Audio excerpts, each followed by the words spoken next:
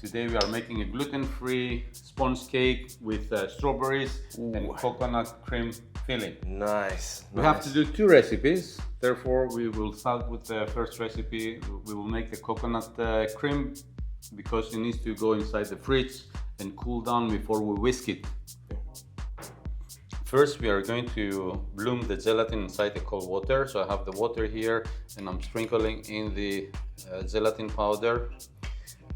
On the description below, you'll find also information if you want to swap to gelatin leaves or another type of gelatin. So this one, we have to leave it for 10 minutes for the gelatin to bloom. Meanwhile, while waiting the gelatin to bloom, you have to cut the chocolate, chop a little bit the chocolate. Don't forget safety first, guys. I'm always putting some rubbers from the jar lids, and we're chopping the chocolate.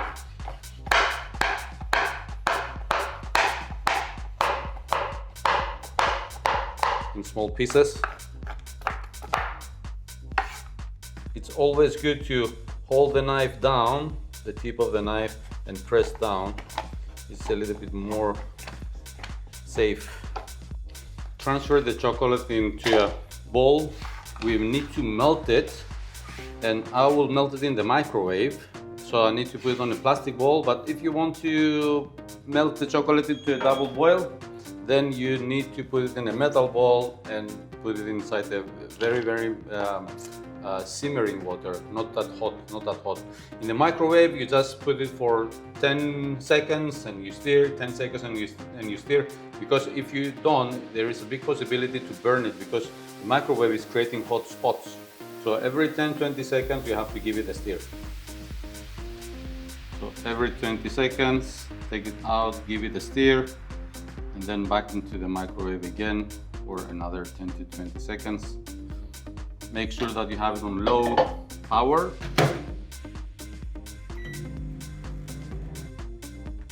Until the chocolate melts.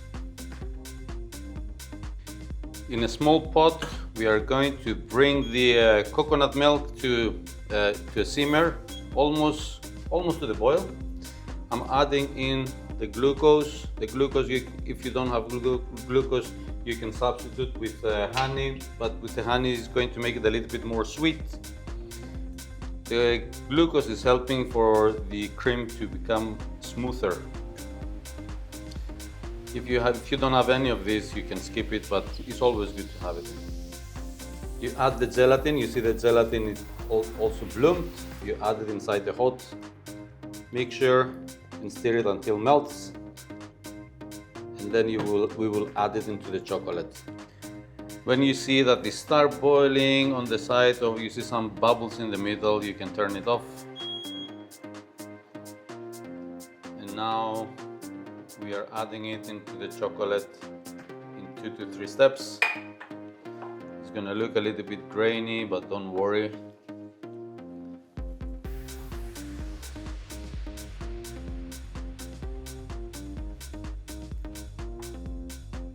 We are going to emulsify it, so even if it looks a little bit grainy, don't worry, guys. Then we add the alcohol. We put a little bit of coconut liqueur, Malibu or Batida de Coco.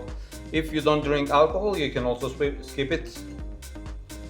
And then we adding the cold cream. I would add half of the cold cream, give it a good hand blend to emulsify it, and then add the rest of it.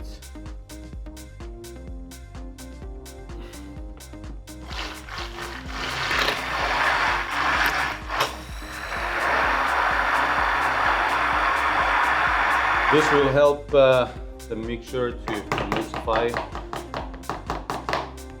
Then you add the rest of the cream.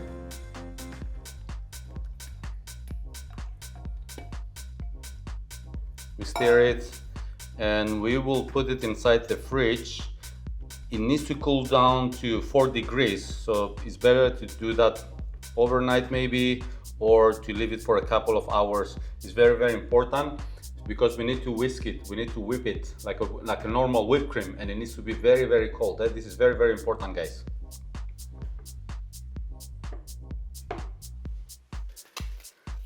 It's always good to cover it with the plastic touching the surface, because if it doesn't, you create like a heat proof, so it takes longer time to cool down inside the fridge.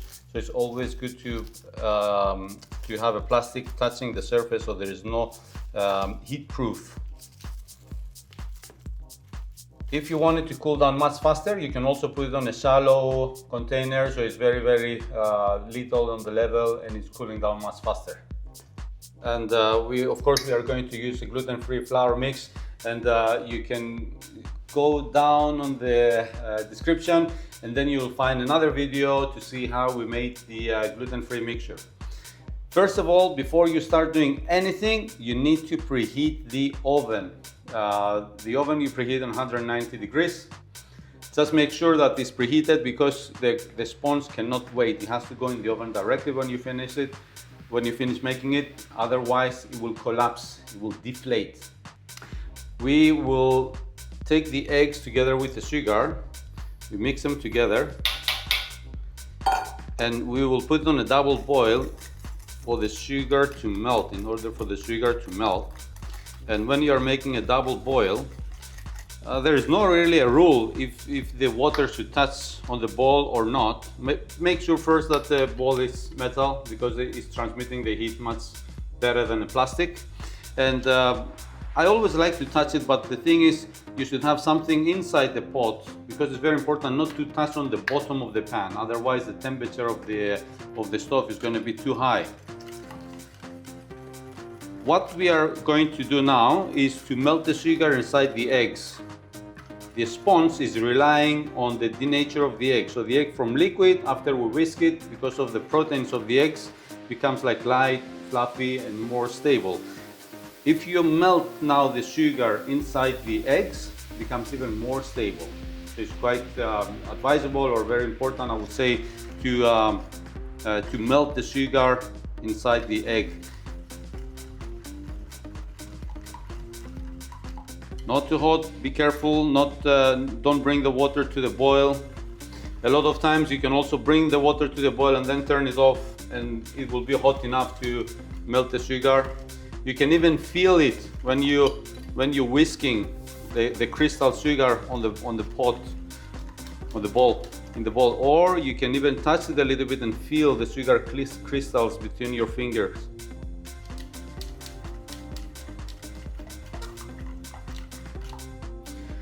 Once the sugar melts inside the eggs, we are adding the mixture into a mixer machine with a whisk attachment, and we start whisking it, depending on your mixer, not too high but not too low, until the mixture becomes airy and fluffy. Meanwhile, while the mixer is going, you take the milk, the butter and the vanilla sugar, and you just warm them up so all the butter melts. Then we have a liquid mixture in very gentle heat.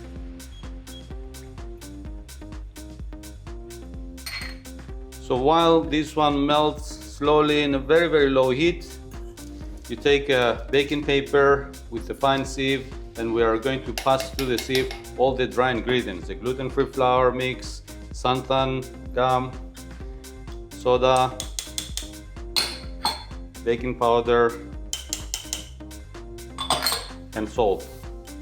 It's very convenient to use a sieve and a baking paper underneath, so you can kind of like move. A lot of times I see people try to sieve inside the bowl. It's not very convenient.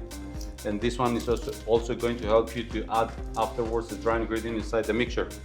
More than triple, and it comes to a ribbon state. What do we mean by ribbon state? You can see the lines of the whisk leaving behind the line. Some people, they say that you know that it's ready when you can kind of like start writing. You can be able to write with the mixture. Then you know that it's ready. So you see the sponge is relying on the denature of the egg. So the egg from liquid, after we whisk it, because of the egg proteins, the unfolding and the trapping the water, that's why it becomes stable.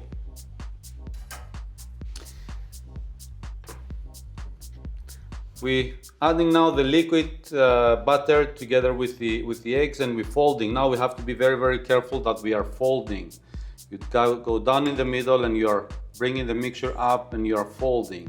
You need to be very gentle, and you need to go also around and scrape all the sides, adding the liquid ingredients at the beginning. What happens if you stir too much or too quick? You are going to deflate it, Johnny. So you'll end up with soup. Correct. And because you see, Johnny, the mixture is very light. This is why it was very important to pass the dry ingredients from a sieve, because the dry ingredients, they create like lumps that wouldn't be able to break inside the mixture. So you see now how easy it is to hold the baking paper. You just wrinkle it on one side, and now you can add it slowly in, slowly in, going also around, scrape the base of the mixer bowl, scrape the sides, and folding, not too fast, not too slow, because if you are too slow, you keep on mixing and you are deflating the mixture. But if you also too fast, you have the same effects, you are deflating the mixture.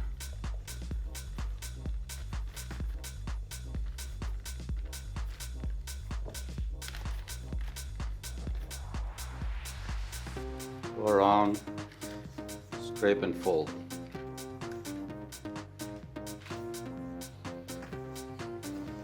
Clean a little bit the sides of the mixer bowl. Have a look that everything is mixed properly. You don't have anywhere stuck flour on the sides of the bowl. Turn it a little bit and have a look. That's what you are looking for, Johnny, this kind of texture.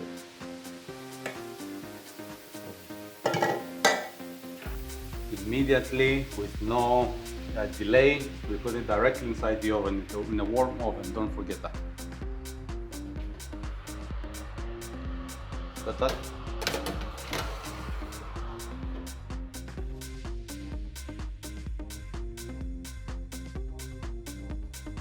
So you see, Johnny, you press it and it bounces back like a sponge, and it's good and advisable carefully to remove it from the tray, from the hot tray, and put it on a cold place, or even in a cold tray, because it's quite thin, and the tray is very hot, so you still keep on baking the sponge and it can dry it out. So it's always good, all these thin rolling sponges, for example, to remove them from the hot tray and put it on a cold marble until it cools down.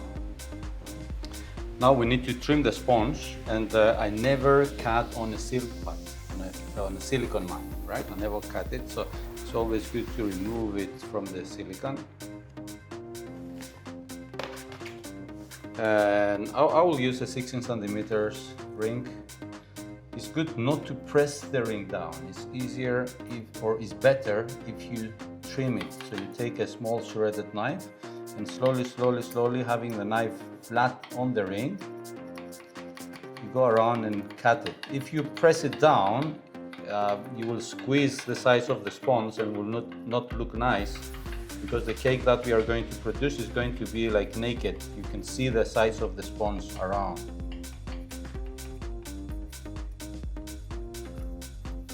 Now the cream that we made earlier is nice and thick. That's what you are looking for. The cream needs to be very cold. Now we whisk it as we would whisk a normal whipped cream. Make sure that you are not going to over whisk it. So in a medium-high heat, high speed, until it becomes thick. Careful, do not over whisk it. When it comes to this stage, turn it off and check it. It's better to even do it a little bit by hand instead of trying to over whisk it with the mixer. When you see that it's standing, then it's ready.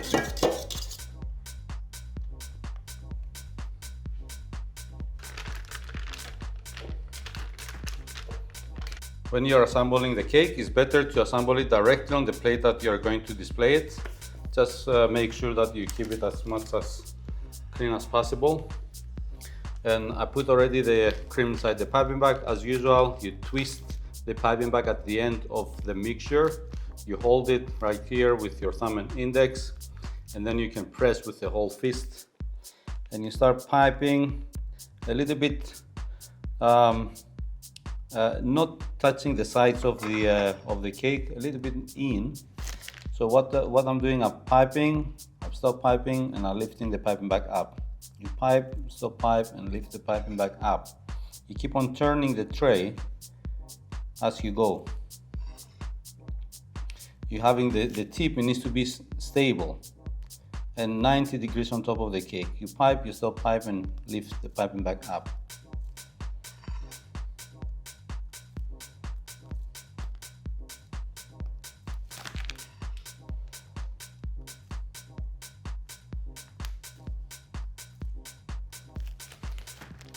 And then you fill in the middle.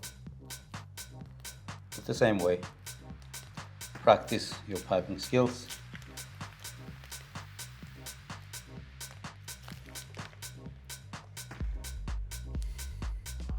Now for the strawberries, I slice some of the strawberries round so I can use them for the top because they look nice as a decoration, and in the middle you just cut them in pieces like that. So usually all the tips that I have from the round slices, I use it for the middle. Be gentle because it's all about also the strawberries.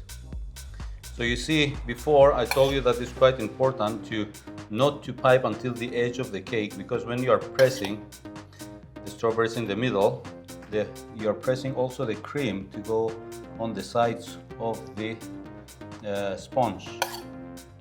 And be gentle because it's all about the strawberries as well, because they have an acidic which is going to balance the sweetness of your cake. Place the top layer on top and press it lightly to go flat.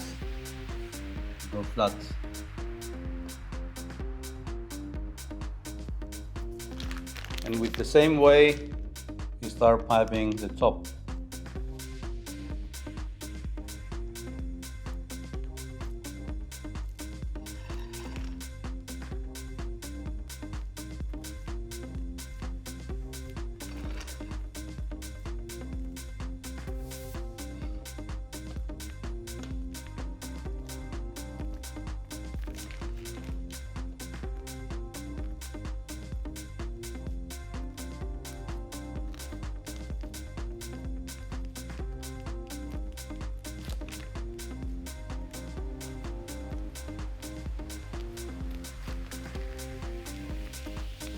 If you'd like, you can go a little bit higher in the middle, because elevating also the strawberries. So with this technique of piping, it's very, very easy for everyone to pipe. And then we start arranging the strawberries.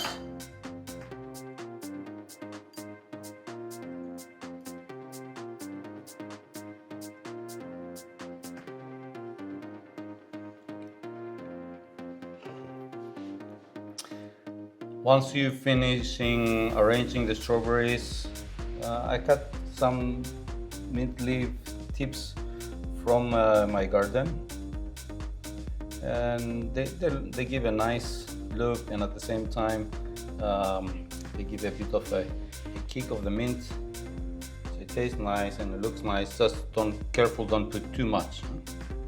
And there you have it, ready to go.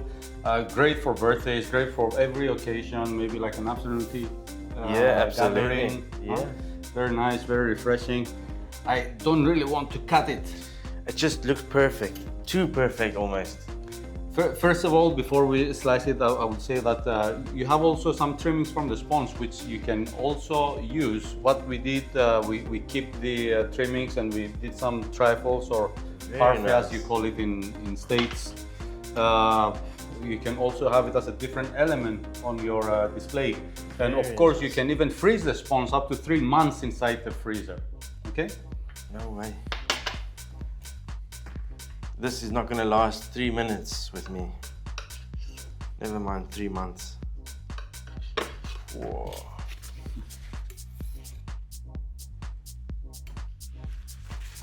That looks amazing. I can't wait, guys. Oh. Mind blowing. Soft, No way. creamy. Very nice, very nice. There's no way to tell that it's gluten-free. There's no, like, literally no way. That is quite unbelievable. Stay tuned for more videos, gluten-free and other preparations.